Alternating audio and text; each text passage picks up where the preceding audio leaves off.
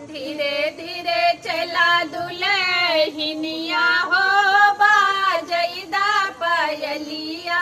धीरे धीरे चला दुल्हनिया हो बाजैदा पायलिया। धीरे धीरे चला दुल्हनिया हो बाजैदा पायलिया। पापा मम्मी छूट गए मैं का भी छूट गया। पापा मम्मी छूट गए मैं का भी छूट गया। आ गई लो ससुरे की गलियां हो बाजैदा पायलिया। आ गई लो ससुरे के गलियां हो बाजैदा पायलिया। धीरे धीरे चला दुल्हनिया हो बाजैदा पायलिया। धीरे धीरे चला दुल्हनिया हो बाजैदा पायलिया। भाभी भी छूट गए बहना भी छूट गए। भाभी भी छूट गई बहना भी छूट गई।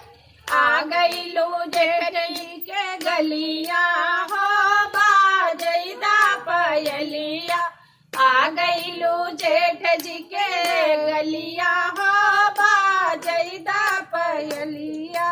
धीरे धीरे चला दुल्हनिया हो बाजैदा पायलिया। धीरे धीरे चला दुल्हनिया हो बाजैदा पायलिया। सखियां भी छूट गई बहना भी छूट गई। सखियां भी छूट गई बहना भी छूट गई। आ गई लो देवर की गलियां हो बाजैदा पायलिया। आ गई लो देवर की गलियां हो बाजैदा पायलिया। धीरे धीरे चला दुल्हनिया हो बाजैदा पायलिया। धीरे धीरे चला दुल्हनिया हो बाजैदा पायलिया।